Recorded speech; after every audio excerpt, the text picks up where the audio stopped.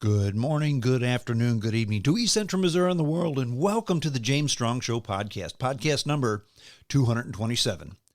Thank you for joining us. Thank you for making us a part of your day. I appreciate it. This podcast was recorded on the morning of Saturday, July the 10th, from the James Strong Studio in Western St. Charles County. Did you miss me last week? I missed you. Well, I kind of did. Took a long weekend for the 4th of July weekend. Actually went down to Bentonville, Arkansas, where number one son and his family are staying. And what a wonderful town. What a wonderful place. Now, when you think Bentonville, Arkansas, first of all, just the town, Bentonville, Arkansas. Okay, when you think Bentonville, you think Walmart, right? Because that's where their headquarters was. That's where Sam Walton was. That's where Sam Walton's first five and dime store was located. And when you think Arkansas, you think hillbillies, banjos, et cetera, et cetera. That's kind of what people think sometimes. Bentonville, Arkansas is nothing like either of the two. Basically, I mean, it's a wonderful place. It's a headquarters for Walmart. Okay, it's a Walmart town, definitely. The main street going down the middle of the main street going down the middle of the town is Walton Boulevard. Okay, to say it's a company town and to say that the Waltons have influence in Bentonville, Arkansas is very much the understatement, but it's not a bad thing. Bentonville, Arkansas is also the mountain bike capital of the world. So if you're into mountain biking or just biking, trail riding, anything, road biking, whatever, the whole town is built on getting around via bicycle. Now, sure, Arkansas is hot during the summertime. It's, in theory, it's hotter than St. Louis because it's further south. But it's at elevation. It's in the Ozarks, so it's not quite as bad as we have it here. So the summers are a bit milder. The winters are a bit warmer. There's lots of money going on down there. I mean, there's plenty of things to do, plenty of places to eat. Everything's clean. Everybody smiles. It's a wonderful place. And two of Sam Walton's grandsons were big into mountain biking, and they decided to turn Bentonville into a mountain biking mecca. And when two billionaires decide they want to do something, guess what? It normally happens, and it did. My advice to you is if you enjoy bicycling at all, even just going out and riding on a sidewalk for a mile or two, try Bentonville, Arkansas. It's a wonderful place. You'll have a good time. Anything from double diamond mountain biking trails to very leisurely, flat, concrete paved, family-friendly trails along the street. So wonderful. Bentonville, Arkansas. Try it. You might like it. Also, when it comes to travel, I'm getting ready to go on another business trip. Week after next, down into the southeast United States.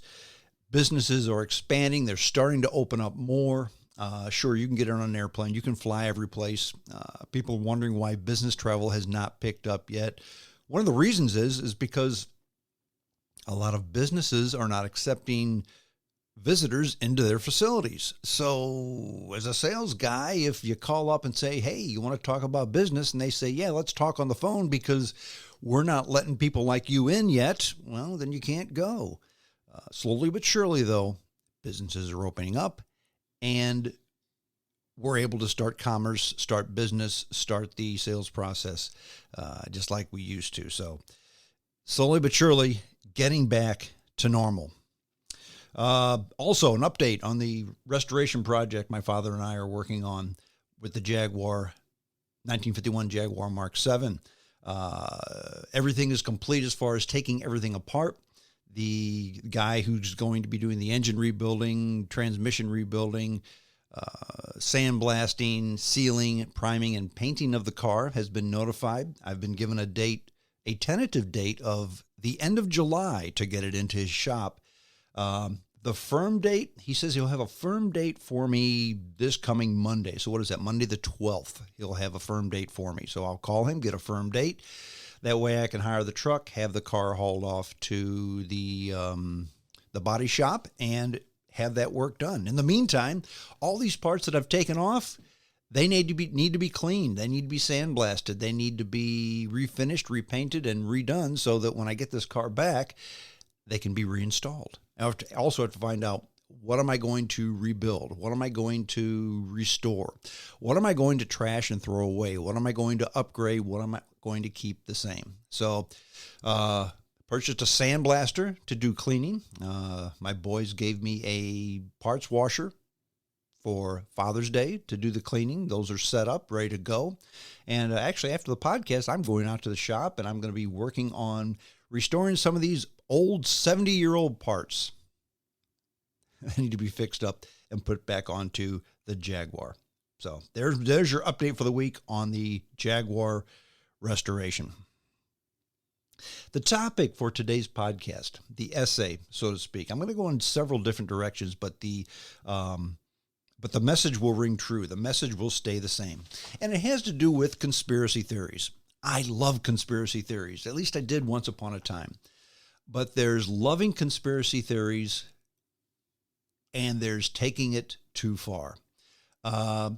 Conspiracy theories are like a fine wine. Conspiracy theories are like chocolate cake. Conspiracy theories are like a nice Manhattan cocktail.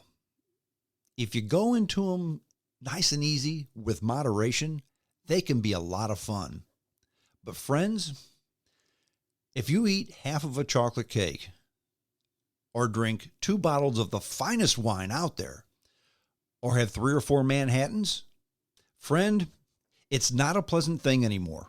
You're going to run into troubles. And that's how conspiracy theories are. Now, once upon a time, I loved conspiracy theories, and I was really introduced to them a long time ago. There was a local talk show host, Jim White, who was on KMOX in the evening, the Big Bumper, they called him. And he kind of introduced us into conspiracy theories. But it was, let's ask questions about the Kennedy assassination.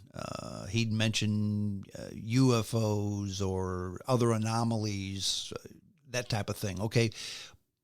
But except for the Kennedy assassination, which is still kind of strange, most of his conspiracy theories were they were harmless, okay? Then later came Art Bell, then George Norrie and Coast to Coast, and for the most part, those are still very harmless conspiracy theories. They really are. But now, we've gone off the charts on conspiracy theories, and that's what the podcast is going to be about. Conspiracy theories have turned into blaming X for the downfall of Y. Taking from X to give to Y.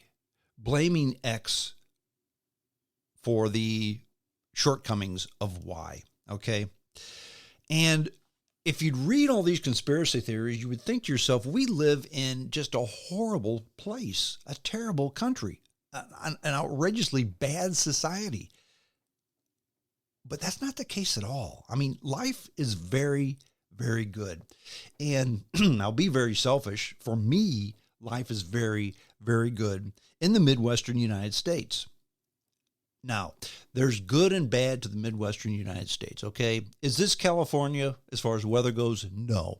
In fact, let's check the weather in Malibu, California right now. And by the way, right now in St. Louis, it's raining. Okay, so we got lots of rain. And nobody likes rain. BU. Let's go to Malibu, California, okay? Nobody likes rain, okay? It's going to be rainy all day long. In Malibu, it's going to be sunny and 67 degrees for a high today, okay? That's wonderful weather. And we got rain. Now, here's the bad part about all that, okay? If you're going to compare California to the Midwest, when you're talking about a snapshot with the weather for today alone, sure, I mean, they have it better right now than we do. But they also have a drought. The governor is asking people to limit water by 15%. If they don't do that, he's going to make it mandatory. And yeah, I mean, you can say you like Governor Newsom or not in California, but they have a real water problem. They've had their second drought in the last 10 years, real drought, okay? It needs to rain there. Let's stick the state of California. Let's talk about Death Valley today. Have you seen the forecast for Death Valley? Right now, as we speak, and it's right now 5:47 a.m. in Death Valley, 7:47 a.m. here in the Midwest. It's 101 degrees right now. Right now, it's 101 degrees. Okay. The high today, 127. And that's under partly cloudy skies. Translation, if those clouds go away and if it becomes totally sunny, there's a good chance they're going to exceed 127 degrees. Friends, that's hot. Oh, by the way, 0% chance of rain in Death Valley today, and wind will not get any more than 6 miles per hour. So it's going to be quite literally hell on earth in that part of California. Oh, and if you go a little bit north and east, north and east, they had an earthquake, 6.0 earthquake in California, and it's closed some roads, some of the mountain roads, because boulders have fallen into the middle of the road. And the cost of living is unbelievably high. And if you're in San Francisco, by the way, and like to shop at Walmart or CVS, good luck, because they're closing those stores because of shoplifters. Because shoplifting is not an arrestable offense in San Francisco. You heard me right. If you go into a store in San Francisco and just steal stuff and walk out, nobody's going to stop you. Nobody's going to do anything about it. If you call the police, they'll say, look, we're not going to do anything about it. Shoplifting is not an arrestable offense in San Francisco. So Walgreens and CVS stores are either closing early, like at dark, or they're just pulling out. And the people in San Francisco are up in arms. Well, if we don't have our Walgreens, where are we going to get our medicine? And the Walgreens people say, sorry, we can't make money here. They're stealing too much. $10,000 a day is being shoplifted out of some Walgreens in San Francisco. $10,000 a day is being shoplifted out of some Walgreens in San Francisco. Now, remember I told you that life is good? It is. It's especially good here in the Midwest, I believe. We don't have a drought. We don't have any real flooding, 1993 excluded. We don't have any real earthquakes, 1818 excluded. There's lots of jobs here. The cost of living is low. Life is good. Now, it doesn't matter where you live, but people tend to adjust and adapt to their environment. That's how things work here in the U.S. If things continue to go south in San Francisco, people will just move out of the city and move someplace else. Okay? If it stops raining in California, I mean, you could say, it's climate change, it's global warming, it's fill in the blank, the problem in California. The real problem in California, there's too many people. There's over 18 million people that live in Southern California alone. 18 million living in what's basically a desert. It was never meant to support that many people, okay? And people, they'll make adjustments, okay? Either they will get more water from the ocean with desalination plants, or people will move out, or they'll really cut back on the water they use, or something. But people adjust and adapt to their environment. It costs more to live, so you make adjustments. Your house is smaller, maybe you do less things, but you just enjoy taking walks in the park when it's sunny and 75, okay? So people adjust, okay? Things are really good, though, here in the USA. Now, we just had our 4th of July celebration, Independence Day. And I like to tease with our British friends who talk about, they'll tease me and say, yeah, this is you call it Independence Day. We call it terrorist insurrection day. So I guess, whatever you look at, however you look at it, that's fine. But then I go back to our British friends and say, look, had you not taxed our tea so much, we may still have Her Majesty on our currency. So whose fault is it? Doesn't matter. well over 200 years now, we've been doing just fine. Almost 250 years